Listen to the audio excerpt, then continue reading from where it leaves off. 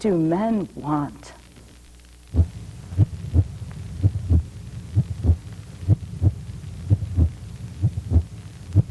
Manifests itself in relationships, and you feel it in relationships, and they can be very powerful spiritually. And if that's what you need, that's what you should go for.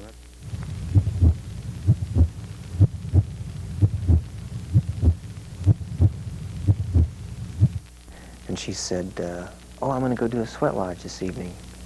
And I begged her to take me along, and that was about 6 years ago.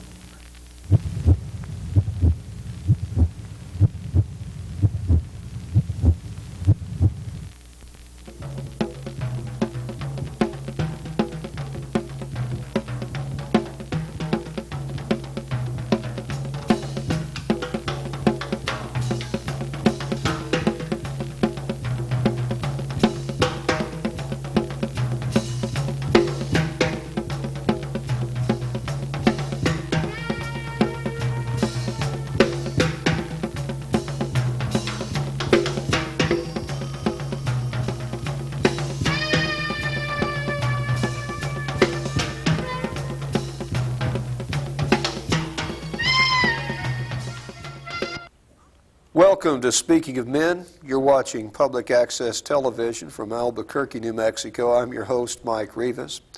And today we're going to talk about creating and sustaining community. And our guest is Dr. Ivan Scheier from the Center for Creative Community. Welcome to the program. Well, thank you. Thank you, Mike. We've worked real hard just to get this far on it, haven't we? Why don't we start out having you tell us what the Center for Creative Community is, and how, why, and by whom, and what its goals are. Right. Well, I don't want to give people the impression there's marble pillars or receptionists. I am everything from the receptionist to the executive director and all in between. We are basically a bunch of volunteers. Occasionally we pay people for some services, basically a bunch of volunteers and networks. What we try to do is help people improve the quality of their community by making participation more accessible to people. You're not shut out if you don't have an education or you don't have money or whatever. So that's what we work on. We also want to be a place where people can have dreams of community, and we'll encourage you, nurture those dreams rather than put you down on them. So that's what we do, and if you want me to talk a little more, I'll tell you. We have workshops, we have a library, we have a retreat center, we do think tanks, and that's what we do. And we use networks a lot. We try to do more by connecting people to people they can help and can help them rather than providing service. Right. So give me a definition of community. Okay. Community has three things that we think of, maybe four things, I don't know. But a good community is where a bunch of people have a feeling of belongingness. Maybe that's on a basis of a spiritual search. Maybe they have a common vision that they're working toward. Maybe it's a family. Maybe it's on the basis of gender, whatever. And that's community. Feeling of belongingness, and I would like to say in modern days, maybe it includes the creatures and the earth. That's a community where we all belong together. We feel that. Second thing is we don't just feel we belong together, we help each other, where there's a lot of kind of spontaneous, natural helping. We used to call it neighboring. Folks help one another. It's not programmed. It's natural. And third of all, I think a good community is one in which you don't work for the organization works for you, or where they use the word today, empowering, enabling, helps you do what you want to do. It's not just a sacrifice to belong to the community, it's a help to you as well as a community. So it's a support network, basically. It's a lot like a support network, right? It might have a little more structure to it. Sure. Is there a difference between community and creative community? Yeah. Community is good if you have it, and you can see I'm very flexible about it. Community isn't necessarily defined by a place or a family. You can have a spiritual community that extends around the planet and maybe even beyond that. By creative community, it's that thing where everybody's involved. You include people rather than exclude. You know, it doesn't matter if I don't happen to like the color of your eyes, or you don't like the color of my eyes or the color of my skin. You're in, and I'm always working to see. You know, we believe everybody has something to give and everybody needs something, so we're always looking to include people in a creative community. And we think dreams are dying in modern society. You know, in school we teach people critical thinking, which is knock holes in your dream. So what we try to do is, instead of giving you 10 reasons why your dream won't work, we'll give you 10 reasons why it will. And for a creative community then everybody's involved. Everybody feels welcome as much as we can. And you can have this crazy idea to improve the community. We'll say, hey, you know, Mike, go for it. And we'll tell you how. Okay. That's a creative community. All right. We're speaking with Dr. Ivan Scheier on community. This is Speaking of Men. We have a public service announcement for you, and we hope you stay with us because we'll be right back. There is a mighty spirit shining out. In Salisbury, Maryland, the hungry are being fed. In Wind Falls, Indiana, a man who learned to read at 47 is making sure others learn earlier. In Hope, New Mexico, people turned an abandoned school into a thriving community center. In Boston, Massachusetts, neighbors set up a crime hotline that's making their streets safer. From Seattle to Galveston, from Buffalo to Fargo, every day, someone in America is doing something to light up another life. But there is so much more to do. The light to do it is within us all.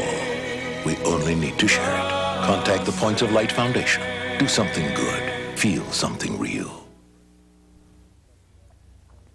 Welcome back to Speaking of Men. This is Public Access Television from Albuquerque, New Mexico. I'm your host, Mike Rivas.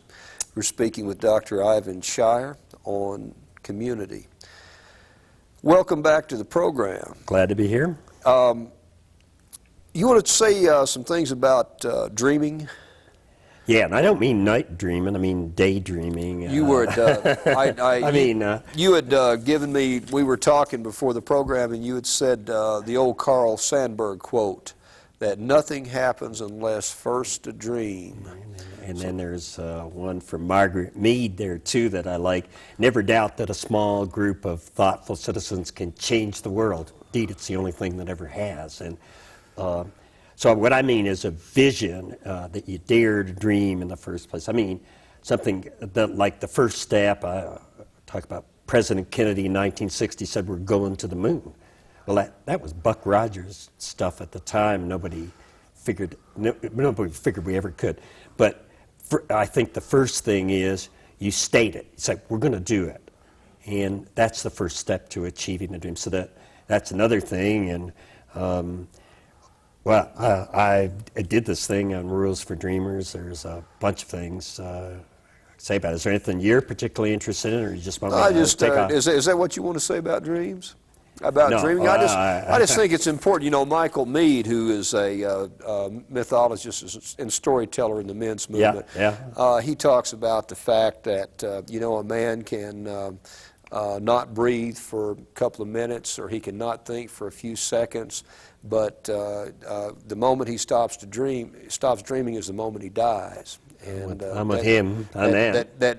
That dreaming, that sense of vision, and that sense of the spiritual reality and its importance in forming this reality that we live in is real important. So I just wanted you to have a chance to say some stuff about that. And some of it's living in the future. You know, most of the really meaningful, successful people I know they're living in the future rather than a lot, and instead of the present or the past. And I think it gives meaning to your life. You can't just be concerned with the interior. Your dream connects you to the exterior. There's this goal you want to do. And by the way, it never ends up. I've achieved a few dreams, and they never look like what I thought they would in the beginning. So they're gonna change, and you're gonna involve people in them. And there's always a new dream there too. Well, you want to say a little bit about how community's changed or is changing? Well, the notion, I'm no scholar, so I don't read as much as I should on it. I think our notion, though, of community is expanding and getting more flexible. It's getting more flexible, for example, saying you can be an individualist and a good community activist at the same time. So that, you know, hey, they'll say you're a freelancer, you don't participate in the community. That's not so.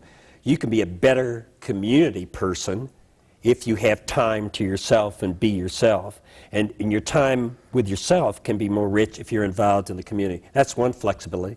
And the other is, my definition of community is not just family, which can or cannot be community. It can be, as I say, spiritual. It can be, I live in Madrid, and there's a community there that is based on the fact that people say hi and wave to each other. It can be temporary. It can extend over vast spaces. Be 2 people or 2 million people. So I think we have a broader, more flexible definition. Community is just people feeling like they belong with one another and they're helping one another. That's much broader than it used to be. You said you guys do some workshops up there occasionally, and you mentioned a reflecting pool, a reflection pool that you guys have. Want to talk a little bit about some of the basic approaches you guys use to your gatherings? Yeah, and particularly on the reflection pool, again, that's a place where you can do some blue sky thinking and nobody's going to shoot you down. But it's also a place where we'll work with you to look at your basic assumptions, and that can be a little scary, and your questions. Like somebody will come in with a question, I really am frustrated, I think I could do more, but I can't get along with my boss. And how can I get along with my boss better? And we might say, you got the wrong question. Your question is, how can I find another job? So we work with people to give them confidence in their dream, make sure they got the right questions, look at some of their basic assumptions. We do the workshops all over the country in parts of the world, occasionally in Albuquerque. Our next one in this area is going to be at Ghost Ranch. But again, we try to help people be involved in a way that is satisfying for them, not just the organization they're working for.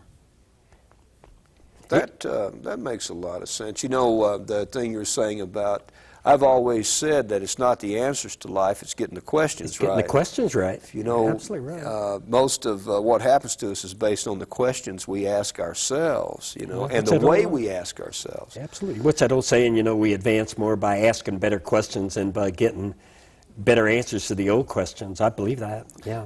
You believe that community spirit is alive and well in America. Do you think generally it is? I'm spoiled rotten. I've been traveling for 25 years working with community activists, so I might get a kind of slanted view. That's okay. Don't tell me what else is happening. Well, excuse me, but don't you worry about it. It's okay.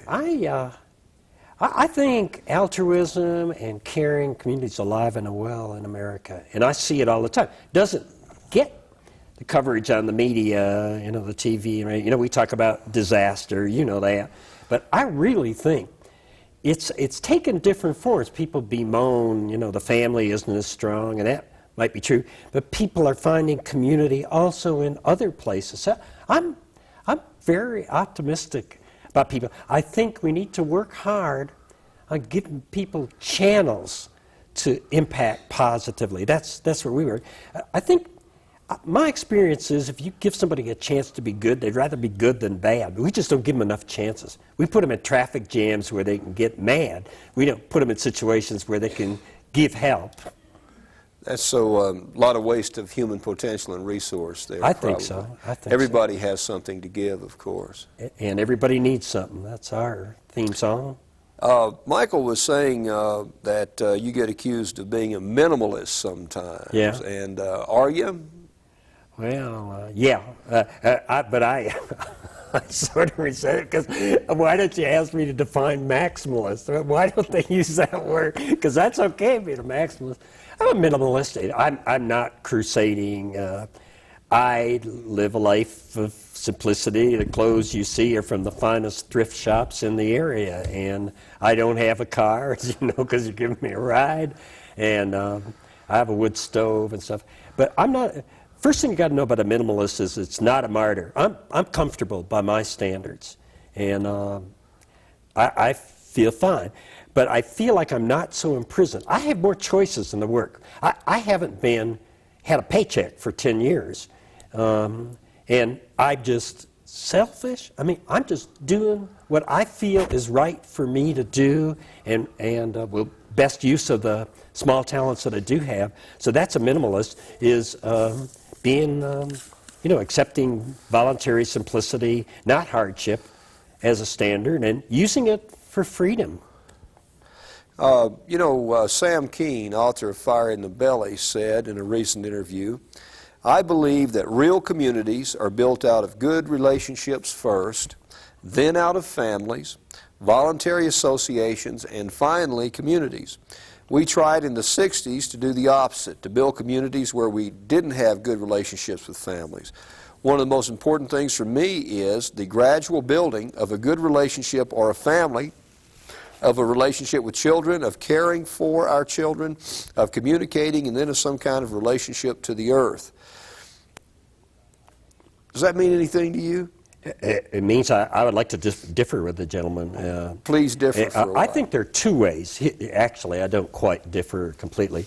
There is building from the ground up. That's sort of like an engineering principle. If you take the components and you put them together, and kind of an architectural concept. That's okay. But I don't believe you can use the 60s against the other possibility. For me, it's easier to build from global to local. Again, I say, I'm new in Madrid, which is quite a community, and I started generally, not with just one friend and build out from that. I started by getting to know a lot of people. I'm now building into a smaller community that's much more intensive of 8 or 10 people.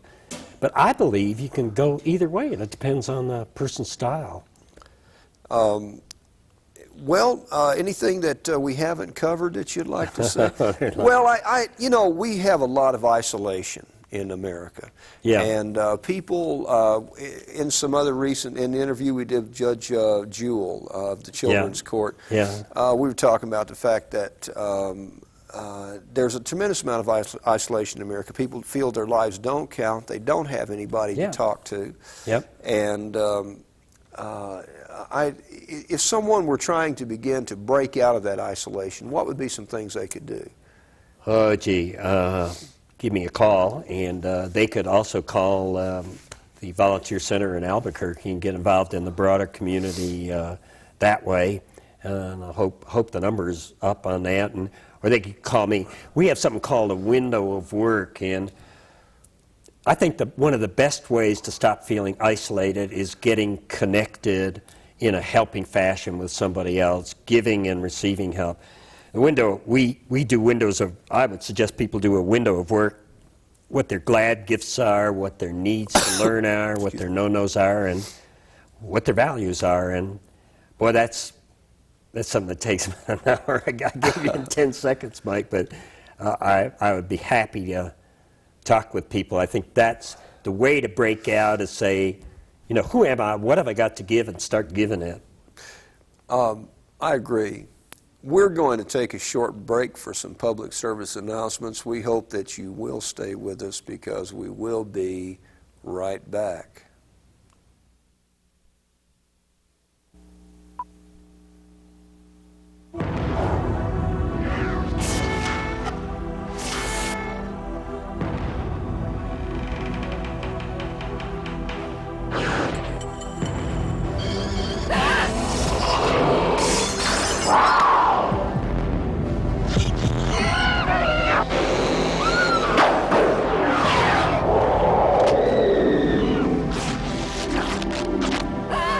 If this doesn't scare you, just wait.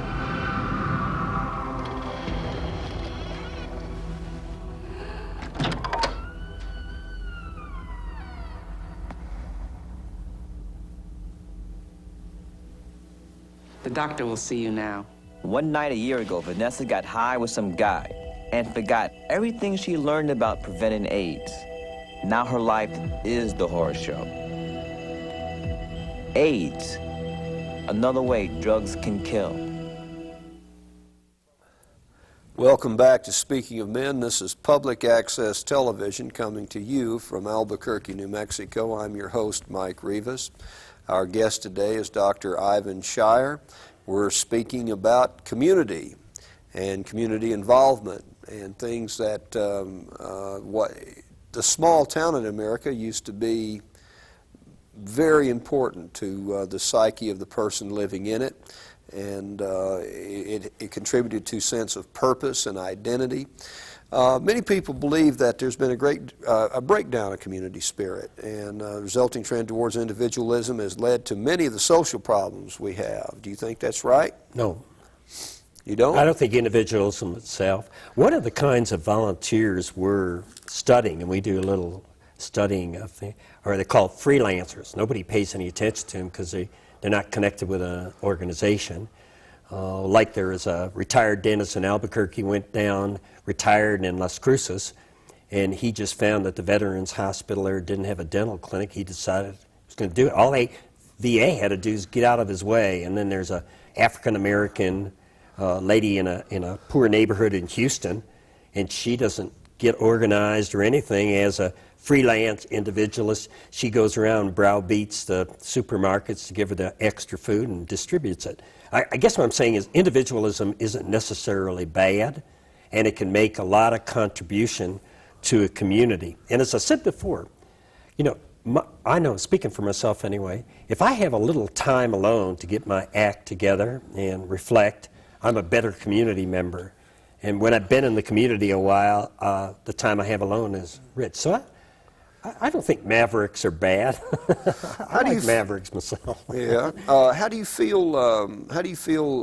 Men and community apply?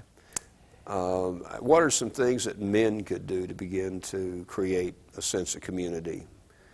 Same thing as women do. I think I'm finding, you know, in about 1,000 years I've been around, actually about 40 years doing workshops and stuff like that, I found men get more comfortable with seeing themselves as a helper. You know, it's okay to have hair on your chest and help somebody down. When I started around, it was something that just women do. So, bless them. I hope they keep doing it, but they haven't got a monopoly on it. And just get comfortable. And particularly with the modern notion of helping, is there's got to be something in it for you as well as the person you're helping. And it's a two-way street, not a one-way street. So, I hope men will keep on the track I've seen, getting more and more comfortable and seeing it as part of their manhood. You'd be helping. That's okay. What was the name of the organization that you mentioned earlier that people could get in touch with? Oh, okay. It was the, at United Way, it's the Volunteer Center of Albuquerque. And I hope you got the number up there. Two wonderful people, Bruce Klein, Roxanne Losasso, would help you get connected, and what they can do is lay out all the options for you, and somewhere in there's going to be something you like to do. Now that's the larger community. It's important to realize that we're not alone in the dreams and hopes that we have, and that there's a lot of people out there that are, you know, that are looking for support. It's interesting, the folks from Special Olympics were saying that it's about a 70-30 women to men, and 70% women, 30% men. What you said is interesting. It's 50-50 nationally. Is it 50-50? Yeah, the Gallup polls say about the same. About half of men are involved on a regular basis, about half of the women in the country. And that's just been in the last 10 years. So maybe Special Olympics is special in that way as well as a lot of other ways. There's great people. But like the judge, I think you were talking, the judge, the fine judge from the Children's Court, Second Judicial Children's You would Court. find probably there would be more men than women volunteers. If you're working with young men, and you know, so it's not helping isn't sex linked anymore, and that's I think the progress that we've made with men's identity. We have about 3 minutes left in the program. Anything that we haven't covered here that you'd like to say? We haven't covered how to do it. I have a feeling I've been up in the clouds and I've enjoyed it, but we have things that folks want to get in touch with us, like, you know, the window of work and member input process participation. we are more than theorists, and we haven't had a chance to talk about that, where we do have some very specific methods for getting people involved in community. I didn't want to say that I'm not, just a philosopher. We do have some hard-nosed methods to do this in strategies. What would that be, for instance? Well, something simple like the membership input process is a step-by-step process that makes sure, if you're a member of a volunteer group, community, that you get input that has some relation to output, that it's not pseudo-participation. Oh, Mike, come on, we want to hear what you have to say, and nobody listens. So we have a process called membership input process. Matter of fact, I got a video on it. That window of work I talked about, where I ask you what your glad gifts are. I go from what you want to do to giving you a mission, rather than saying, I want you to do this, and if you don't do it, I can't use you. Well, that's awful fast, but we do have some tactics and methods for folks. Well, it would be terrible to get involved in a group that wasn't interested in your opinion, I guess, wouldn't it? Do you have any others? Oh, God, I have. That's what I'm doing at Ghost Ranch, going over about 20 of the methods. We have future factor analysis, anticipating the future so you can get your vision, implement it in the future, the window of work. As I say, membership input process, participation posters. This whole concept of vision seems to be real important to people today. This whole idea of purpose and vision, and of having some sense of direction and reason for being here. But just as important, I think, Mike, is you got to have a vision, and in a sense you can get there. Not just have the vision out there and watch it for 50 years while you get old, but to have the vision there and then have somebody say, here's how you go for it. And that's what you guys do. That's what we're trying. We're trying both. We'd like to thank you for coming down and joining us today, Ivan. I've enjoyed the program and the ride down from Madrid. Yeah. We are Speaking of Men. We're public access television, and we're about men's issues, and we're looking for input from men and women. We'd like to thank our guest, Ivan Scheier, for being with us. We'd also like to thank you for being a viewer. This is Mike Rivas and Ivan Scheier from Speaking of Men, telling you to shoot from the hip and love from the heart. And please come back and see us again. We'll look forward to seeing you. Bye-bye.